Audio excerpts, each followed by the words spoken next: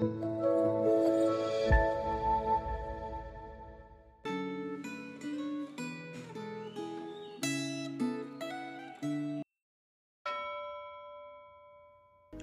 jemaat yang dikasihi oleh Tuhan. Hari ini kita akan belajar firman Tuhan dengan tema Berita Injil yang utuh. Sebelum kita merenungkan firman Tuhan, mari kita berdoa. Ya Tuhan, pimpin dan sertailah perenungan kami.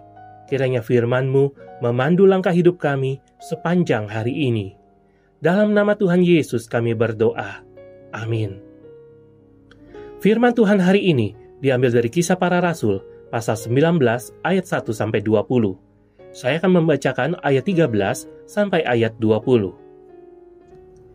Juga beberapa dukun Yahudi yang berkeliling di negeri itu mencoba menyerukan nama Tuhan Yesus atas mereka yang kerasukan roh-roh jahat. Katanya, "Aku menyumpahi kamu dalam nama Yesus yang diberitakan oleh Paulus."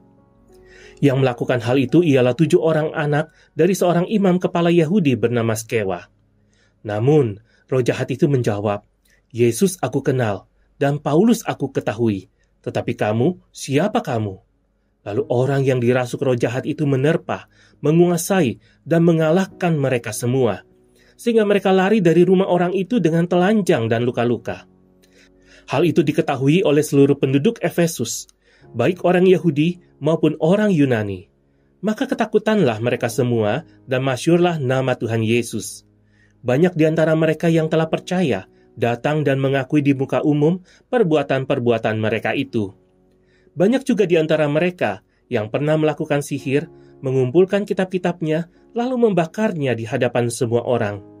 Nilai kitab-kitab itu ditaksir 50.000 uang perak. Dengan jalan ini, makin tersebarlah firman Tuhan dan makin berkuasa. Murid-murid yang berjumpa dengan Rasul Paulus di kota Efesus ini adalah murid-murid hasil pelayanan Yohanes Pembaptis. Yohanes Pembaptis adalah pembuka jalan bagi pelayanan Tuhan Yesus. Pelayanan Yohanes Pembaptis mempersiapkan orang-orang yang ia layani untuk menerima berita Injil tentang Yesus Kristus. Yohanes Pembaptis menegur dosa para pendengarnya. Dia membaptis orang-orang yang bersedia untuk bertobat dan meninggalkan dosa. Akan tetapi, berita tentang pentingnya pertobatan harus dilanjutkan dengan kesediaan mempercayai Yesus Kristus sebagai Sang Juru Selamat, dan kesediaan percaya itu harus diungkapkan dengan memberi diri untuk dibaptis dalam nama Tuhan Yesus di muka umum.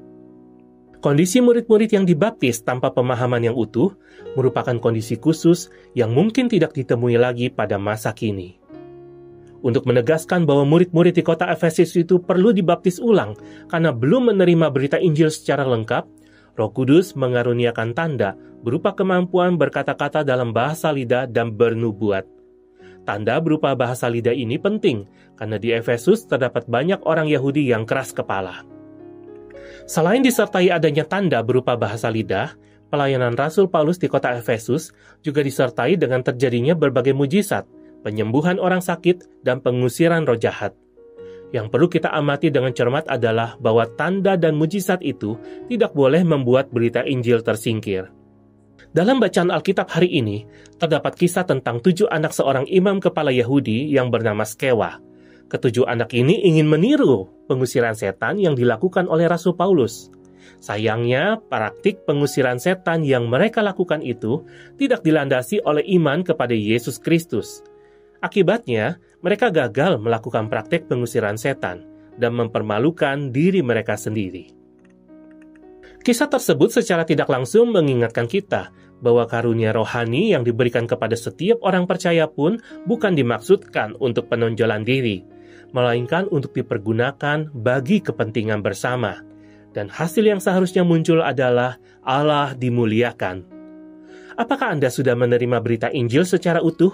Yaitu bahwa Anda harus bertobat dari kehidupan dalam dosa dan mempercayai Yesus Kristus sebagai Sang Juru Selamat yang telah menebus dosa Anda melalui kematiannya di kayu salib.